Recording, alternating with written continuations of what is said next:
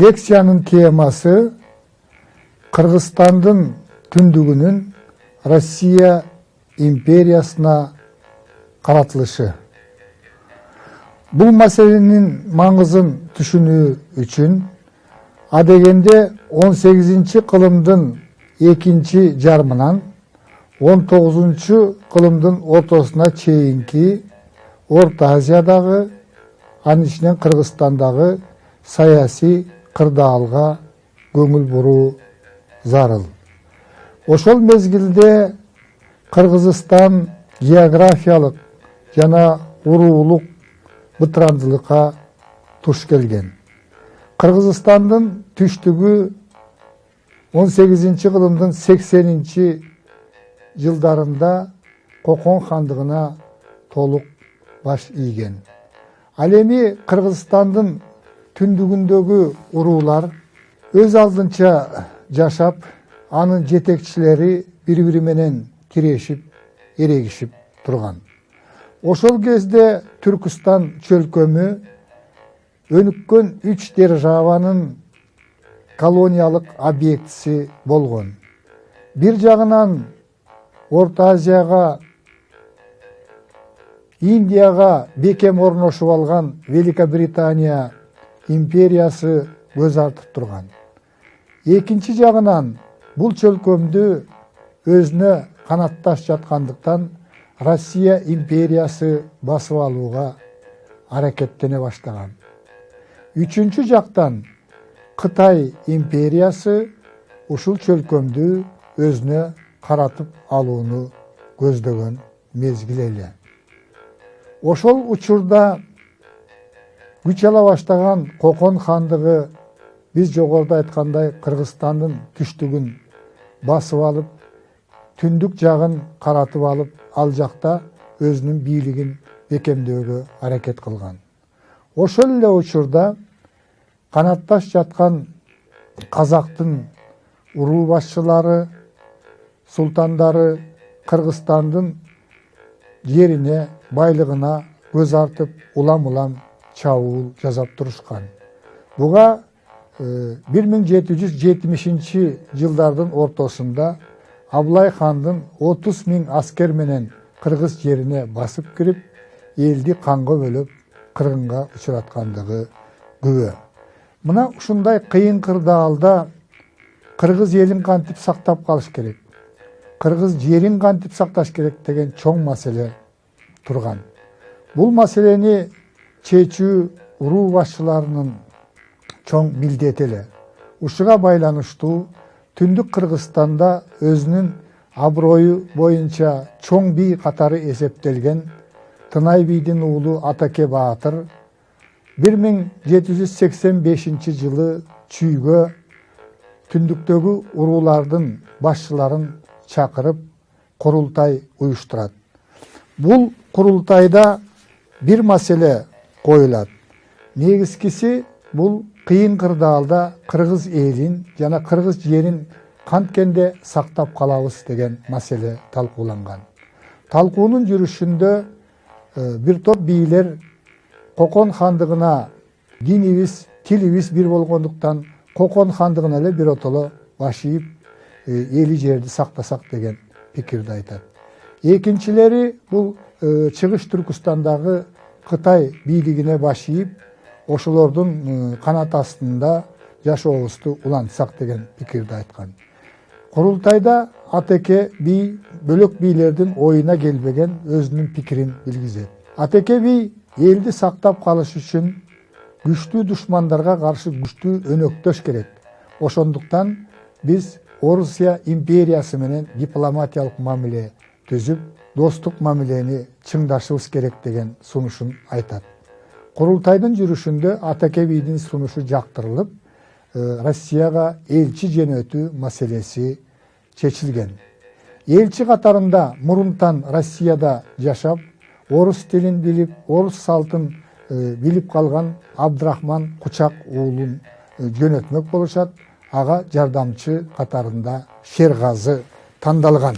Кыргыздардын биринчи элчилиги Санкт-Петербургка баруу үчүн адегенде 1785 жылы 23 августта Омскидеги Сибир генерал губернаторуна барып жолугат. Анын макулдугу менен орус аскерлеринин коштоосунда почта жолу аркылуу кыргыз элчилери Санкт-Петербургка аттанган. Кыргыз элчилери 1785 жылы 29 декабрда Санкт-Петербургка жетип, падышанын кабыл алуусун күтөт. Россиянын падышасы Екатерина II кыргыз элчилерин 1786 жылы 15 мартта кабыл алып, Атеке бийдин каты менен таанышкан. Элчилик 1788 жылы 14 сентябрда гана өзүнүн мекенине кайткан. Бул элчиликтин башчысы Абдрахман Кучаковдун ооруп калгандыгына байланыштуу болгон.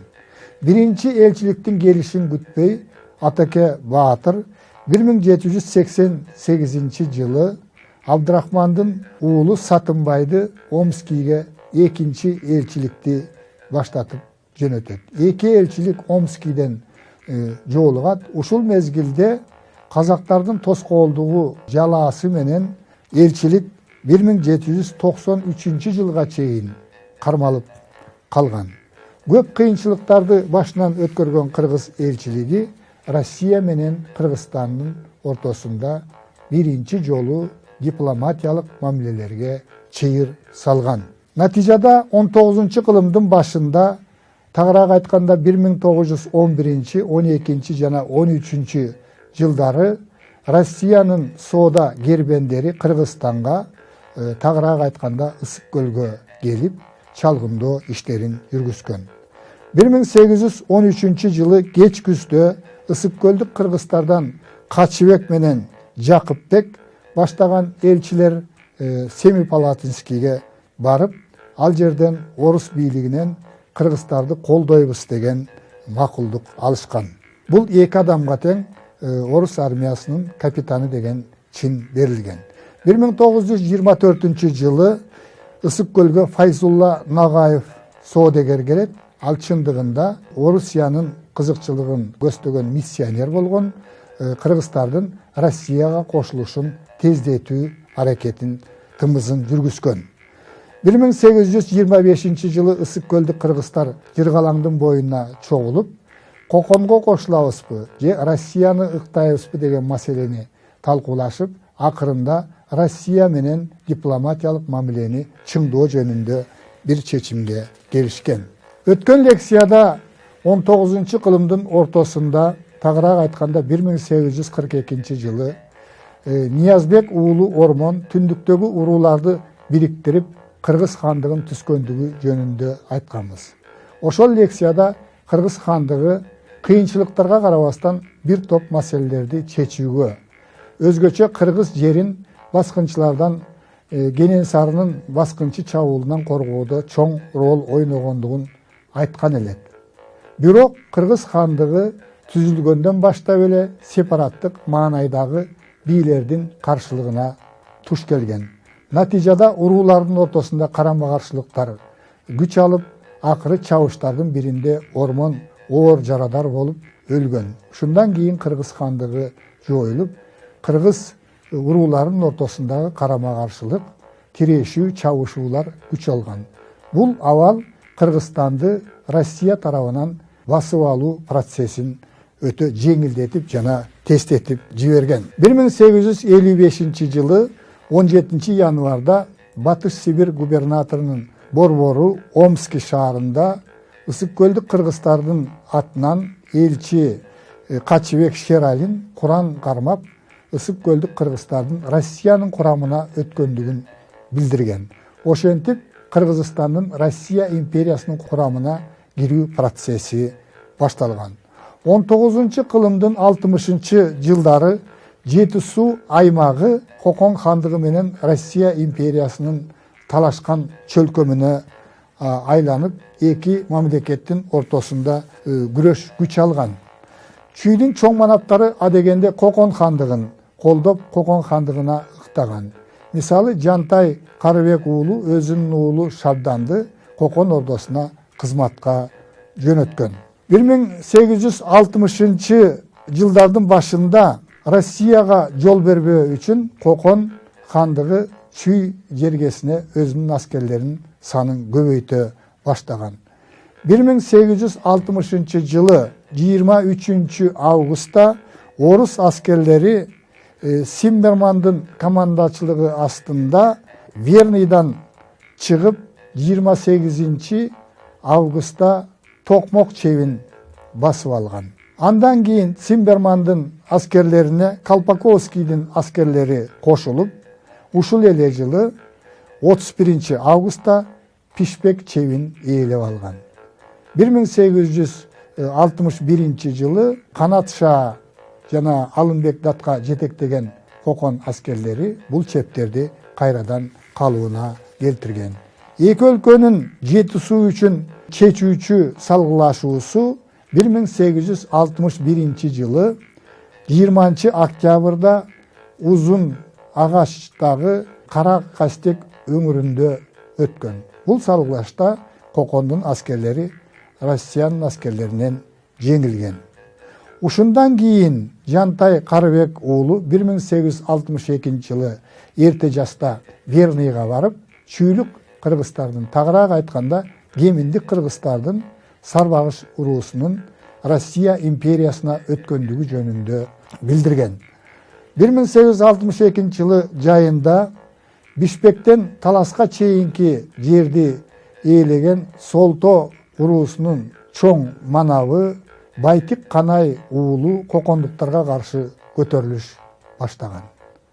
Бул көтөрүлүштүн жүрүшүндө ал Түндүк Кыргызстандагы Кокондуктардын негизги чеби болгон Пишкек чебин курчоого алган. Чепти алууга өзүнүн күчү жетпесине көз жеткенден кийин ал Верныйдагы орус аскерлерине кайрылып, Колпаковский 1200 куралдуу аскерлерди баштап келип, Кокондун чебин ээлеп, аны талкалаган, сарбаздар колго түшүп берген. Бирок Солто элинин бир бөлүгүн жетектеген Жангарач Маймыл өңдүү чоң манаптар Россияга кошулууну каалабай, Талас тарапка көчүп кетип, 2 жылдан кийин гана, тагыраак айтканда 1864 жылы Россиянын бийлигин тааныган. Алар менен кошо ошол Таластагы Кушчу, Саруу, Кытай уруулары дагы Россиянын курамына кирген. Россия бийлиги Тянь-Шанды каратууга өзгөчө көңүл бурган. Эгерде Тянь-Шанды каратканда Россия Кашкар менен, Чыгыш Түркүстан менен Кыргызстандын жери аркылуу түз байланышмак. Анткени буга чейин алар Коконго тиешелүү жерлер менен өтүп, Чыгыш Түркүстан менен Кулжа аркылуу байланышып турган. Ошондуктан 1863 жылы Тянь-Шанга капитан Проценко жетектеген Кашкар отряды жөнөтүлөт. Алар 3 майда Жумгалга келет. Жумгал чебиндеги 56 Кокондуктардын сарбаздары чепти тыштап качып кетишкен. Орус аскерлери Соңкөл аркылуу Акталаага келет. Куртка чебине келген мезгилде Курткадагы сарбаздарды Тайлак Баатырдын уулу Осмон жетектеген кыргыздар Россиянын солдаттары келгенче эле кууп чыккан болот. Осмон Тайлак уулу 1863 жылы июлда Токмок уездинин начальниги майор Загряжскийдин аскерлик тобун курчоого алып, аны аз жерден жок кылып кое жаздаган. Бул аскерлик топту жок кылаарда Шабдан Баатыр өзүнүн жигиттери менен барып, арага түшүп, Осмон Тайлакты көндүрүп, Загряжскийдин отрядын куткарып калган. Осмон Тайлак уулу Россияга баш ийүүнү каалабай, Чыгыш Түркүстанга көчүп кеткен. 1867 жылы гана ал өзүнө тиешелүү 3000 түтүн эли менен Россияга баш ийип берүүгө аргасыз болгон. Сарбагыш уруусунун чоң манабы айтылуу Ormonхандын уулу Үмөталы дагы Россияга баш ийүүдөн баш тарткан. Ал 1863 жылы 19 июлда Куртканын Эки Чат деген жеринде подпоручик Зубаревдин чакан отрядын курчоого алган. Бул отрядты жок кылып коердо дагы Шабдан Баатыр ортого түшүп, 40 солдаттан турган Зубаревдин отрядын ажалдан аман сактап калган. Үмөталы дагы Россияга баш ийүүнү каалабай, Кашкарга кошулуу үчүн көчүп барган. Бирок Кашкардын улугу Жакыпбек Үмөталынын келишин жактырган эмес. Ошондуктан Үмөталы ал жерге байыр ала албай, кайрадан кайтып келип 1867 жылы Россия бийлигине багынып берүүгө аргасыз болгон. 1863 жылы жазында Черик уруусунун чоң манабы Турдуманбет Тоймат уулу Россия империясына кошулуу жөнүндө кат жазган. 1863 жылы 13 октябрда Черик уруусунун элчилери Омскиде Россия бийлигине өткөндүгү тууралуу ант беришкен. 1868 жылы Караколдо Нарында Россия чептери курулган. Буга чейин эле 1867 жылы Каракол менен Токмокто отурукташтыруу боюнча пункттар ачылып, 1868 жылдан баштап орустар Кыргызстанга көчүп келе баштаган. 1860 жылдары Россиянын бийлиги Кыргызстандын түндүгүнө орногон. Бул процессте ыктыярдуулук менен катар куралдуу күч колдонулган. Ошентип Кыргызстандын өнүгүү жолунда Россия менен байланышкан жаңы доор башталган.